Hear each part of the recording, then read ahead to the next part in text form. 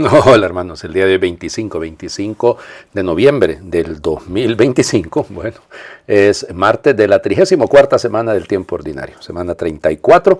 Piensen que el próximo martes hablaremos de martes de la primera semana del tiempo del Adviento, para que vean ustedes. No hay celebración el 2 de diciembre, ¿verdad? No, creo que no. Bueno, ok. Entremos en materia. Hoy les voy a hablar de una beata alemana, la única mística alemana del siglo XV y XVI. Difícil, pero porque ahí evidentemente históricamente son muchísimas, ¿no? Pero ella es la única, realmente. Se llamaba Isabel Achler, ese es su apellido. Ella había nacido en Waldsee, en Württemberg, en Alemania, el 25 de noviembre también de 1386. El papá era un tejedor, don Hans Hagler, y de hecho era un poco organizador de varias cosas ahí entre el gremio de los tejedores. Su mamá se llamaba Ana. Bueno, fueron muchos los hijos que tuvieron, pero con una fe inquebrantable, ¿no? Realmente a ella le ayudaron muchísimo en su formación y sobre todo, aquí llamaba mucho la atención el comportamiento de ella, pero recta siempre. El confesor decía más adelante que no encontraba por qué darle la absolución, porque no había nada en lo que ella directamente fallaba. Pero bueno, eso es al menos lo que dicen los biógrafos, ¿no? Cuando tenía 14 años, el director espiritual, que luego se va a volver el primer biógrafo, que se llamaba el padre Konrad Kügelin, él era igual que el Papa, era de los regulares de San Agustín, ¿no? Y entonces le recomendó, ¿por qué no entras con la tercera orden de San Francisco? Interesante, ¿no? Él siendo agustino y mandándola a los franciscanos. Bueno. Y ella pues sencillamente siguió el consejo y entonces vivió realmente con la regla de San Francisco, ¿no? Pero evidente, ahí empezó el diablo a cuestionarla de alguna manera tal que, les digo, es fuertísima en contra de ella, para que desistiera de su vocación. Y bueno, ahí precisamente, y fíjense, cuando les estoy diciendo el diablo es porque directamente la atacaba el diablo. Es decir, buscó cualquier cantidad de manera, distraerla, la importunaba. Pienso en los santos, ¿no? A San Juan Bosco, por ejemplo, el diablo le quemaba los colegios o pasaba tirando piedras a los lugares, al baldoco sobre todo, y tantas otras cosas, ¿no? Aquí, en el caso de ella, como el papá era tejedor, entonces le cortaba el hilo, o sea, hacía unas cosas, el demonio desgraciado. Bueno, y entonces, aunque ella siempre, a pesar de los ataques del diablo, ella seguía adelante. Cuando tiene 17 años, estamos hablando ya de 1403, pues el padre le dijo, mira, el padre Kügelin, ¿verdad? Le dice, mira, hay una comunidad de hermanas que son terciarias franciscanas, pero ellas viven de una manera en comunidad y viven de manera casi eremítica, ahí en Reute, y siempre cerca ahí de Waldsee. Y le dijo, ahí puede ser el lugar donde te consagres y todo. Los papás se opusieron. Los papás se opusieron, fue difícil para ella, pero a pesar de la oposición de los papás, ella pues sentía la llamada de Dios y entonces se fue. Y eso fue el lugar donde ella, a partir de, sobre todo, mira, era increíblemente humilde, obediente, muy, muy sencilla, y entonces todo eso va a garantizarle que alcance niveles de vida espiritual extraordinarios, ¿no? Se dedicaba a lo más sencillo, ¿no? En la cocina, la jardinería. Yo sé que algunos que son cocineros van a decir, padre, usted como que nunca ha cocinado, y tienen toda la razón del mundo. Yo para la cocina soy completamente nulo. No completamente, pero vamos, entonces, pero tienen razón, cuando tareas sencillas, no es fácil cocinar, no es fácil, y cuando toca alimentar a varios, menos también. Pero bueno, ella se ocupaba de esas tareas en la cocina, en la jardinería, pero ya les digo, con una sencillez y ayudaba a todo el que podía.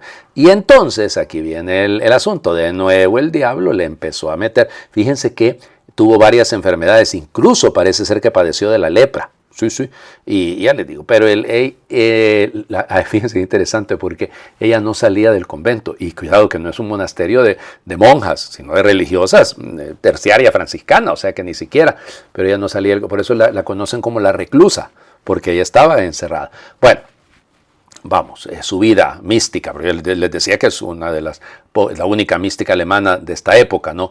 Entró en éxtasis en varias ocasiones, tenía ese don de conocer lo que hay en los espíritus, no tenía el don de profecía. Ella predijo el final, estamos en la época del gran cisma, del cisma de Occidente, ¿no? Y ella predijo lo del concilio de Constanza, la elección de Martín V, que va a ser el papa que va a resolver todo el problemón, ¿no? Y ya les digo, tuvo los estigmas, solo que es bien interesante. En algunos momentos los estigmas tenían las marcas de la flagelación, tenían las señas de la corona de espinas, pero por momentos. Ahora, el dolor nunca se le quitó. Se recuerdan que ha habido casos en los que efectivamente había, por ejemplo, el Padre Pío. Padre Pío empezó sintiendo el dolor de los estigmas, pero después se volvieron visibles. En el caso de ella, eran visibles en algún momento y dejaban de serlo en otro momento. Interesante, ¿no? Y ella lo único que hacía era decirle gracias al Señor porque pues tenía le hacía a ella compartir el mismo sufrimiento suyo. Da una gran devoción a las almas del purgatorio. Ella oraba mucho por las almas del purgatorio. Y bueno, va a morir, fíjense, un 25 de noviembre, también el mismo día que había nacido, de 1420, tenía 34 años, ¿no? El padre Krügelin, una vez ella muere, empieza a hacer la biografía, y esa biografía, ya les digo, recorrió mundo y raimundo, o sea, realmente fue muy interesante. Y fue el Papa Clemente XIII, en 1766, aprueba el culto a ella. Bueno, y sobre todo en las partes más católicas de Alemania hay mucha devoción a ella, en la parte de Baviera, en la zona del Tirol, aquí evidentemente el Tirol es famoso, los niños cantores del Tirol. Bueno, yo estoy pensando en Lelutier, ya no estoy pensando en la música. Bueno, vamos a las lecturas del día de hoy. La lectura, la primera, esos textos, yo les dije la semana pasada, ¿no? Que íbamos cuando empezáramos a leer a Daniel, iba a ser textos largos. Bueno, y ayer también se lo repetí. Daniel capítulo 2, versículos del 31 al 45. En aquellos días Daniel le dijo al rey Nabucodonosor: tú, rey, has tenido esta visión. Viste delante de ti una estatua gigantesca de un brillo extraordinario y de aspecto imponente.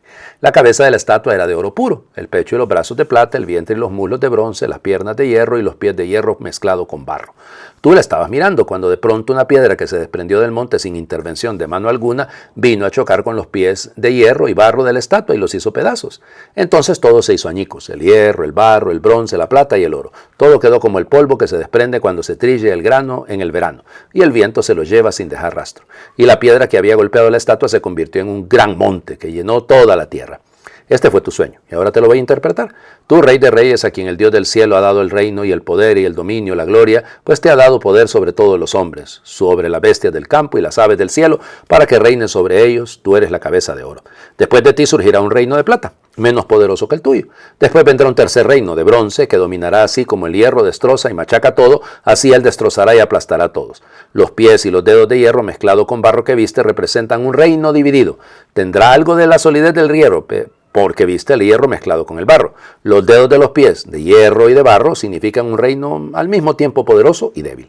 Y el hierro mezclado con el barro quiere decir que los linajes se mezclarán, pero no llegarán a fundirse, de la misma manera que el hierro no se mezcla con el barro. En tiempo de estos reyes, el Dios del cielo hará surgir un reino que jamás será destruido, ni dominado por ninguna otra nación. Destruirá y aniquilará a todos estos reinos, y él durará para siempre. Esto significa la piedra que has visto desprenderse del monte sin intervención de mano humana, y que redujo a polvo el barro, el hierro, el bronce, la plata y el oro. El Dios grande ha manifestado al rey lo que va a suceder. El sueño es verdadero y su interpretación digna de crédito. Palabra de Dios. Te alabamos, Señor. Bueno, ya sabemos que los judíos fueron dominados primero por los babilonios, luego por los persas, luego por los griegos, luego por los romanos. Entonces, claro, aquí está hablando de está haciendo una relectura de la historia, ¿no? Claro, la cabeza, Nabucodonosor, de oro, luego su sucesor. Ahí también podría ser Baltasar, los hijos, me explico, pero apunta más, sobre todo cuando habla un reino que machaca todo y lo destruye todo. Él está pensando en los babilonios, porque el libro de Daniel fue muy probablemente, babilonios, los Seleucidas, los Ptolomeos, recuerden que lo hemos leído el libro de los Macabeos la semana pasada. que ellos machacaron todo, acabaron con todo, ¿no? Y la piedra que se desprende, que es el reino de Israel, que va a destruirlo todo y que va a ser inmenso y va a dominar la tierra. Bueno, una visión particular, llamémosle, una visión esperanzadora, apocalíptica, si lo quieren también, no hay ningún problema. Pero aquí es esta manera muy propia, yo les decía, ¿no? Que existió un profeta Daniel, claro que existió un profeta Daniel, pero no que vivió 400 años, ¿eh? O sea, él no puede haber vivido más todavía, no alcanza a verlo todo, pero el autor sí, y utiliza a Daniel como guía, ¿no? En esta historia. Piensen en la Divina Comedia, ¿no? Cuando encontramos un guía que va llevando el alma hasta la... Bueno, entonces esa misma idea, ¿no? Alguien que conduce, que va llevándola, que nos explica la historia. Entonces, esta interpretación de los sueños, que es verdadera, es porque ya pasó, es decir, porque ya está contando algo que ha ocurrido, y la esperanza que tiene Israel de que la llegada del Mesías, eso lo vamos a ver más adelante, o está más adelante en el libro, habla de un reino distinto, de un reino sólido, de un reino que es como una piedra que lo destroza todo, que lo hace añicos a todo. Una visión también bastante particular, un poco guerrera, si lo quieren, de ¿cómo se llama?, del pueblo de Israel, pero está leyendo la historia y la está queriendo leer como un hilo conductor en el que Dios va actuando. Porque Dios se vale de los acontecimientos, se vale de Nabucodonosor, de Baltasar, de Ciro, de Artajerjes, es decir, en fin, hasta llegar a los reyes griegos y hasta de Antíoco IV y bueno, todo esto. ¿Por qué estoy acordándome de eso? Porque me estaba acordando, es que leí un pedacito de la biografía de Alejandro Magno y de la historia de los diádocos y todo eso, por eso me estoy acordando de eso. Ya les digo, él lee la historia, pero la lee desde la perspectiva divina. Uy, por el tiempo vamos, el Evangelio, ya lo leímos, sí, ¿se acuerdan? Fue el último domingo, creo, el domingo 33 del tiempo ordinario. Lucas capítulo 21, versículos del 5 al 11. En aquel tiempo, como algunos ponderaban la solidez de la construcción del templo y la belleza de las ofrendas votivas que lo adornaban, Jesús dijo, días vendrán en que no quedará piedra sobre piedra de todo esto que están admirando, todo será destruido. Entonces le preguntaron, maestro, ¿cuándo va a ocurrir esto y cuál será la señal de que ya está a punto de suceder? Él les respondió, cuídense de que nadie los engañe, porque muchos vendrán usurpando mi nombre y dirán, yo soy el Mesías, el tiempo ha llegado, pero no les hagan caso. Cuando oigan hablar de guerras y revoluciones, que no los domine el pánico, porque eso tiene que acontecer, pero todavía no es el fin. Luego les dijo, se levantará una nación contra otra y un reino contra otro. En diferentes lugares habrá grandes terremotos, epidemias y hambre, y aparecerán en el cielo señales prodigiosas y terribles. Palabra del Señor. Gloria a ti, Señor Jesús. Bueno, ya les digo que lo hemos leído el domingo 33 del tiempo ordinario, hace 2 domingos, solo que con una salvedad. Nos falta el pedacito de que el que persevere alcanzará la vida. Recuérdense, todavía a eso no hemos llegado, eso no se lee. Pero ahí está el tema, volvemos. Recuerden que en el Evangelio de Lucas solamente hay...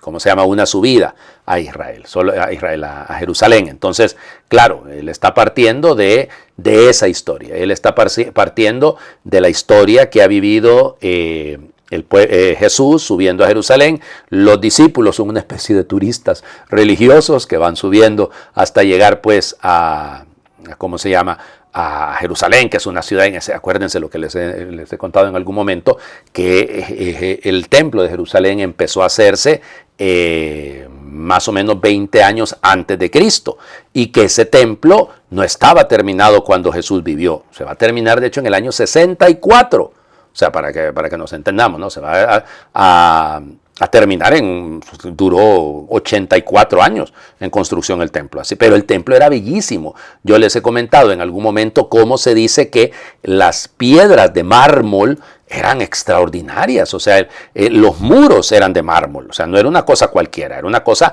preciosa, preciosa, preciosa. Y claro, y viendo los exvotos, ya les implicaba estas marquitas que se ponen para agradecer a Dios por lo que Dios ha hecho por mí, por mi pueblo, por mi familia, y entonces los exvotos, aunque en general se tiende a pensar que se tratan de incrustaciones de piedras de topacio, de rubí, de zafiro, bueno, igual, pero son exvotos. Y claro, la imagen es preciosa, ¿no? Pero Jesús dice algo que, repito, cuando Lucas escribió su evangelio ya había ocurrido.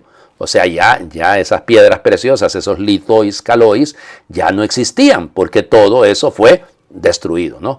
Todo eso fue derribado. Y aquí no queda piedra sobre piedra. O me apetelitos epilizón. O sea, no quedará piedra sobre piedra. Es absoluto. Quedará todo catalitzetai. Es decir, es piensa en catarsis, catalitzetai, significa que todo va a quedar demolido, todo va a quedar derribado.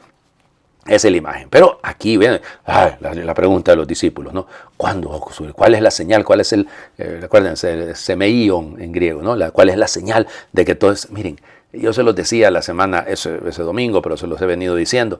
Esa curiosidad, ese afán nuestro de saber cuándo, dónde. Es decir, esos afanes no nos sirven a nosotros para nada, ¿no? Usted ocúpese, usted esté en lo que tiene que estar. Y aquí la clave de lo que les decía, ¿no? Hace 2 domingos.